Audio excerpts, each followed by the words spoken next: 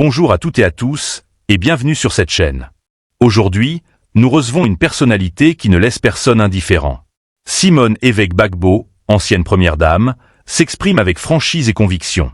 Dans cette interview exclusive, elle lance une phrase qui résonne comme un défi. Vous m'appellerez Madame la Présidente. Que cache cette déclaration? Une ambition claire pour l'avenir ou un message adressé à ses adversaires politiques? Restez avec nous, l'entretien commence tout de suite. J'ai salué le travail que le Conseil constitutionnel a fait parce que nous avons pour une fois écouté le Conseil constitutionnel donner ses justificatifs, donner les critères de sa décision. C'est surtout ça que j'ai salué. Maintenant, c'est vrai, les autres ne sont pas candidats. C'est un problème que nous avions posé depuis longtemps, mais c'est un problème dont la solution ne pouvait être que politique.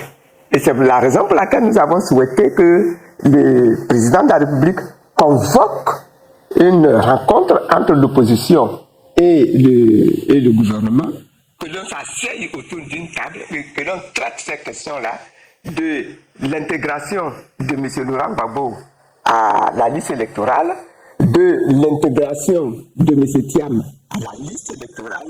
Ce sont des questions dont la solution étaient des solutions politiques. Le gouvernement a refusé. Nous avons discuté jusqu'au bout, nous avons plaidé jusqu'au bout, et le gouvernement n'a pas voulu s'asseoir et convoquer le dialogue politique. Dès cet instant-là, les résultats qui sont tombés étaient des résultats qui étaient prévisibles. Je me dis qu'il aurait été bon que M.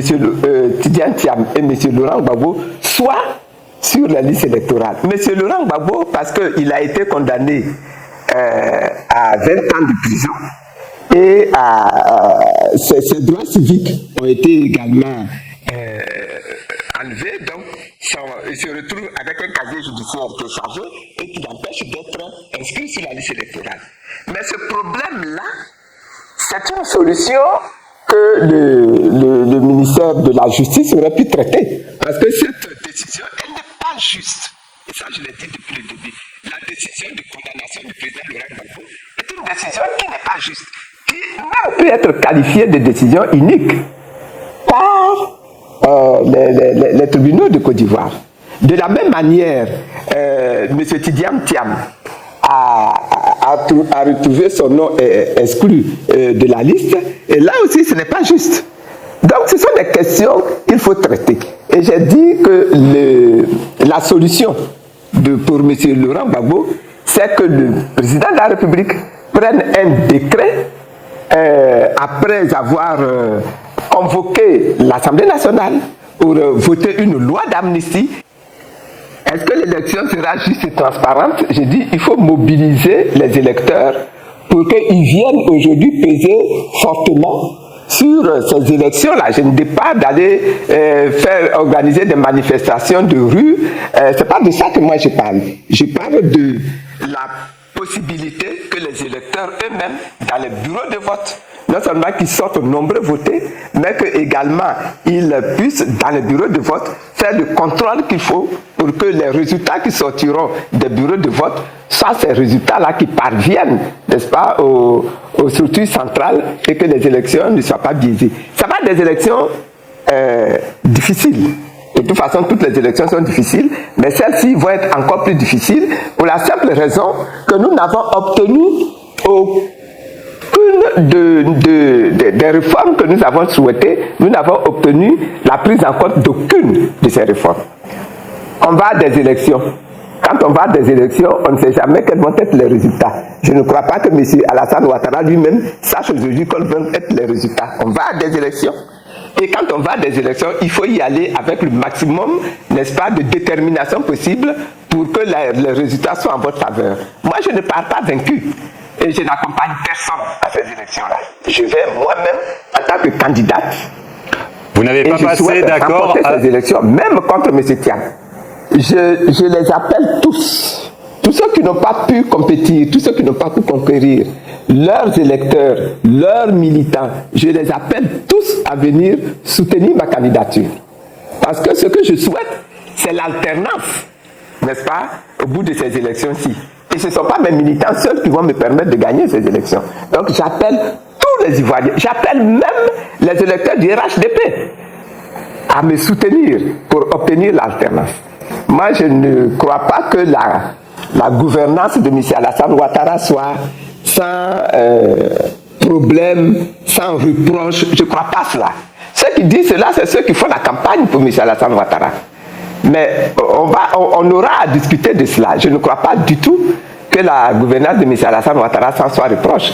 D'autre part, je dis que nous, aujourd'hui, là, dans l'opposition, nous avons refusé d'utiliser les armes qu'eux ont utilisées à l'époque pour ravir le pouvoir, pour arracher le pouvoir. Ça aussi, c'est quelque chose qu'il faut dire, qui fait partie de l'histoire de la Côte d'Ivoire. Aujourd'hui, on nous dit que le pays est en paix. Mais pourquoi est-ce que hier, le pays n'était pas en paix? Parce que des gens sont venus faire la guerre.